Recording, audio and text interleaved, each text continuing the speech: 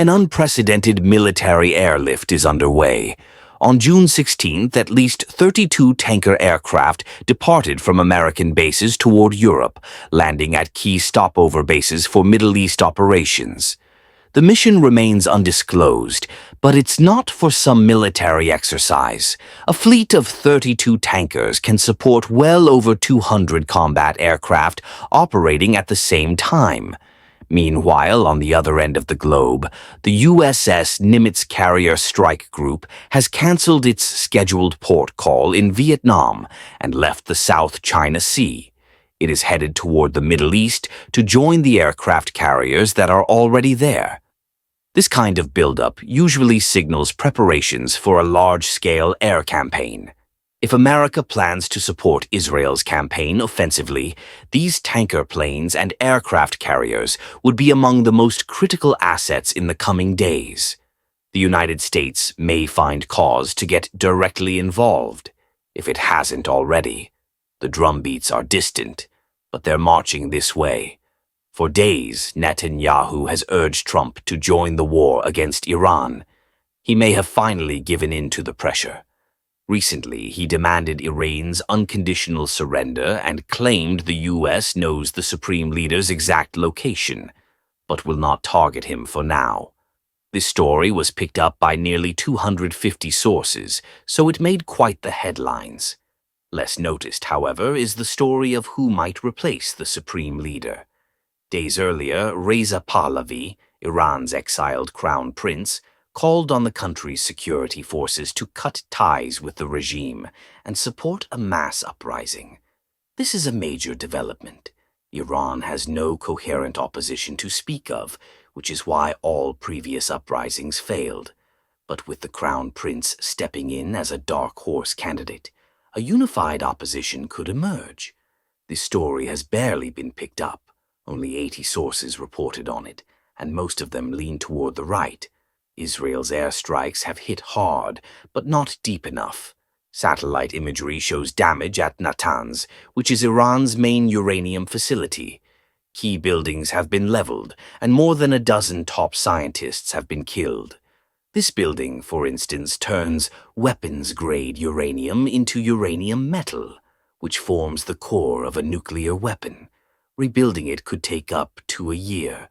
However, the real problem remains Iran's most protected site, the Fordo fuel enrichment plant.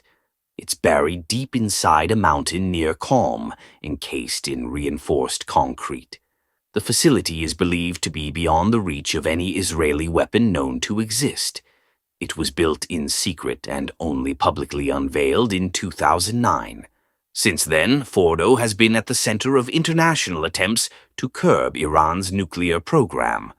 But Iran has other ultra-secure facilities to rely on. Besides Fordo, Iran has recently been building an even deeper, more fortified site, known as the Pickaxe Mountain Plant. It is built straight into a mountain just a few kilometers south of Natanz. While Fordo is believed to have 2 tunnel entrances, Pickaxe has at least 4. Making it much harder to seal off by bombing. Its underground chambers are also believed to offer more floor space. Iran has barred the IAEA from inspecting the site, so most of what is known about Pickaxe comes from open-source leaks and a fair amount of speculation. However, if Iran decided to assemble a nuclear weapon while under attack, this is the place they would do it. Conventional bombs simply can't reach it. Israel's best bunker busters, like the U.S.-supplied GBU-28, can penetrate up to 6 meters of concrete. But that is nowhere near enough for the hardened chambers of Pickaxe, or even Fordo. The only weapon that stands a chance of getting through is the GBU-57 Massive Ordnance Penetrator. This 13,000-kilogram bomb can smash through 61 meters of concrete. It is the most sophisticated bunker buster we know of, but only the U.S. Air Force can deploy it, using the B-2 bomber. No other aircraft is configured to carry it, and Israel has no B-2 bombers. So, to destroy Iran's nuclear program, Natanz, Fordo, and Pickaxe will have to be taken down, and only America can pull the trigger. Admittedly, air power alone may not be enough. Special forces would have to be deployed on the ground to confirm the destruction of each site. But the bottom line is this: American involvement, especially in aerial operations, is inevitable. Most of the U.S. tanker aircraft landed in Italy, Spain, and Germany, at bases that typically serve as launch pads for operations in the Middle East. Moron Air Base in Spain is one such example. It is a place where tanker aircraft specialize in taking off to refuel B-2 bombers in the air. Doing so would then allow the bombers to keep flying to the Middle East to carry out attacks. So what we're seeing is the formation of an air corridor designed to sustain a prolonged assault. A fleet of 32 tankers can keep over 200 combat aircraft in the air at the same time. There is no need for that kind of support in a region where the U.S. already has a massive footprint. So either America is preparing to strike Iran directly, or it is setting up a refueling mission over Iraq or Syria to let Israeli jets carry more bombs instead of external fuel tanks. The latter is the safer bet for the United States. With that many U.S. tanker aircraft refueling Israeli jets, Israel can begin the second phase of the war, the Dahiya Doctrine. And from here, things get dark, really fast. The Dahiya Doctrine is a controversial military strategy that involves the use of overwhelming firepower, including attacks on civilian infrastructure, to deter enemies. It is named after a suburb of Beirut that was heavily bombed during the 2006 Lebanon War. The doctrine is designed to inflict massive destruction, pressure civilians to turn against local officials, and shift blame onto non-state actors who operate within civilian areas. Former Israeli General Gadi Eisenkot described it bluntly: "If a rocket is fired from a village, the entire village becomes a target." Israel is expected to apply that in Tehran, which would explain the additional tanker aircraft en route to the region. They're going to ramp up the aerial assault. The casualties would be enormous. Already a mass exodus of civilians is underway, with many fleeing Tehran for safer ground. Critics argue the doctrine violates key principles of international law, namely the distinction between civilians and combatants. This is the war American, Israeli, and Iranian policymakers have prepared for over the last 40 years.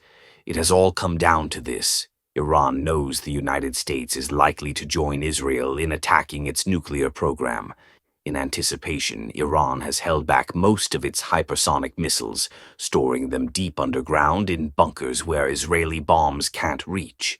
If America gets involved directly, Iran's strategy could include military bases, such as the British Air Force Base Akrotiri and the Andreas Papandreou Air Base, both in Cyprus. These two are used for surveillance and regional operations and would make for top priority targets. Other targets could include Al Udeid Air Base in Qatar, which serves as America's main regional command center, Qadisiyah Air Base and Harir Air Base in Iraq, Ali al-Salem Air Base and Camp Arifjan in Kuwait, Al-Dhafra Air Base in the UAE, Muwafaq, Salti Air Base in Jordan. Also within range are U.S. carrier strike groups in the Red Sea and Eastern Mediterranean, the Naval Support Activity Base in Bahrain, which is home to the U.S. Fifth Fleet. If Iran fires its hypersonic missiles at these sites, the casualties would be massive, especially if equipped with dirty bombs to scatter radioactive materials. Despite Iran's efforts to hide its arsenal and nuclear sites deep underground, the U.S. military has weapons that can still reach them. Tehran understands that if the conflict turns into a full-scale war, even its most secure sites might not stay safe for long, which is why it is carefully weighing when, where, and if to use its most powerful weapons. This will not end well. Many will die. Thanks for watching our video. Please don't forget to like, share, and subscribe to our channel.